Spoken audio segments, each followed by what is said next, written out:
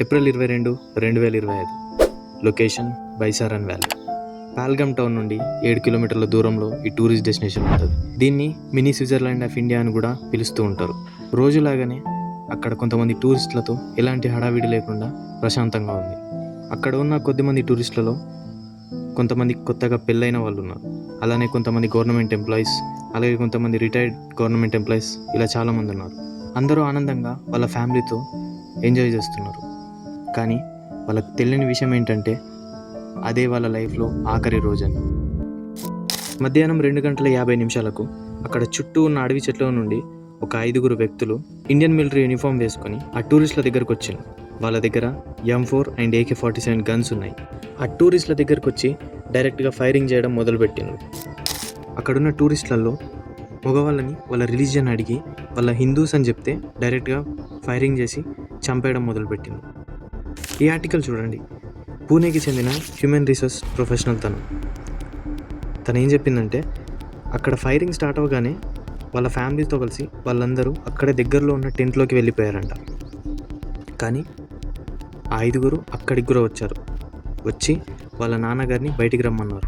వాళ్ళు ఏమన్నారంటే చౌదరి తుబారాజా వాళ్ళ నాన్నగారిని కల్మ చదవమన్నారంట. వాళ్ళ నాన్న సరిగ్గా చదవకపోయేసరికి వాళ్ళందరి ముందే వాళ్ళ నాన్నగారిని చంపేశారు. కర్ణాటకకి చెందిన మంజునాథ్, పల్లవి వీళ్ళిద్దరు భార్యాభర్తలు. వాళ్ళ భర్త మంజునాథ్ని తన కళ్ళ ముందే చంపేశారు. అలా తన భర్తని తన కళ్ళ ముందే చంపేసరికి తనని కూడా చంపేయమని తను వాళ్ళని అడిగితే మేము నిన్ను చంపము, నువ్వు వెళ్ళి మీ మోదీకి చెప్పు అని చెప్పేసి బెదిరించారంట. కేవలం 5 నిమిషాల్లోనే అక్కడున్న ఇంతమందిని వాళ్ళు చంపేశారు. ఇలా అక్కడున్న టూరిస్టులందరినీ చంపుతూ ఉండగా అక్కడే వర్క్ చేసుకునే ఒక లోకల్ సయ్యద్ ఆదిల్ హుసేన్ షా ఏకంగా టూరిస్టులను కాపాడడం కోసం ఆ 5 వాగ్వాదంకి దిగాడు. కానీ ప్రయోజనం లేకుండా పోయింది. అతన్ని అక్కడికక్కడే చంపేశారు. సయ్యద్ ఫ్యామిలీలో అతను ఒక్కడే కష్టపడేవాడు.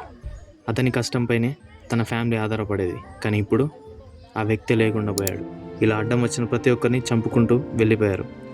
అక్కడ సాయం చేయడానికి కూడా ఎవ్వరు లేకపోవడంతో ఇంకా అక్కడే ఉన్న లోకల్స్ గాయపడిన వాళ్ళని హాస్పిటల్లో జాయిన్ చేయడం మొదలుపెట్టిండ్రు. దాదాపు దాడి జరిగిన అర్ధగంట సేపటి తర్వాత 3:30 అక్కడికి ఎమర్జెన్సీ సర్వీస్ అండ్ పోలీస్ వాళ్ళు చేరుకున్నారు. అక్కడ రోడ్ ట్రాన్స్పోర్ట్ సరిగ్గా లేకపోవడంతో హెలికాప్టర్స్ని యూజ్ చేసి గాయపడిన వాళ్ళని పాల్గమ్ టౌన్లోని హాస్పిటల్లోకి తరలించారు. సాయంత్రం 4 Indian government search operation issue చేసింది. Indian military and Jammu Kashmir పోలీసులతో ఈ సర్చ్ ఆపరేషన్ని మొదలుపెట్టింది. కానీ అప్పటికి ఆలస్యం అయిపోయింది. అటాక్ చేసిన 5 తప్పించుకున్నారు. ఈ దారుణంలో ఏకంగా 26 మంది చనిపోయినారు. దీంట్లో ఒకతను నేపాల్ కంట్రీకి చెందిన వ్యక్తి కూడా ఉన్నాడు. ఇండియన్ గవర్నమెంట్ ఇన్వెస్టిగేషన్ ఇష్యూ చేయడంతో NIA నేషనల్ ఇన్వెస్టిగేషన్ ఏజెన్సీ రంగంలోకి దిగింది. ఈ అటాక్ జరిగిన కొద్దిసేపటికే TRF ద రెసిస్టెంట్ ఫ్రంట్ అనేటి ఒక ఉగ్రవాద సంస్థ ఈ దాడిని వాళ్ళే చేశారని కన్ఫర్మ్ చేశారు. ఈ TRF అనేది పాకిస్తాన్ని బేస్ చేసుకున్న లష్కర్-ఈ తైబాన్లోనిది. ఈ అటాక్ వల్ల మొత్తం భారతదేశం ఉలిక్కిపడింది. ఈ అటాక్ చేసిన 5 2 పాకిస్తాన్ వాళ్ళు, ఇంకా 2 జమ్మూ కాశ్మీర్లోని లోకల్స్. ఇండియన్ గవర్నమెంట్ వాళ్ళ స్కెచెస్ కూడా రెడీ చేశారు. అట్లాగే వాటిని ప్రెస్ కూడా రిలీజ్ చేశారు. ఇన్ని ఆధారాలతో వాళ్ళు పాకిస్తాన్లోనే ఉన్నారు అని చెప్పేసి భారత్ ప్రపంచానికి చూపిస్తున్నా కానీ పాకిస్తాన్ మాత్రం వాళ్ళతో ఎలాంటి సంబంధం లేదని చెప్తున్నారు.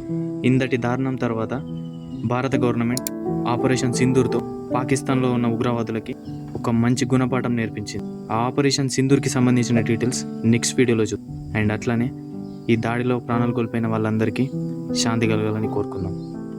నెక్స్ట్ వీడియోలో కలుద్దాం. జై హింద్.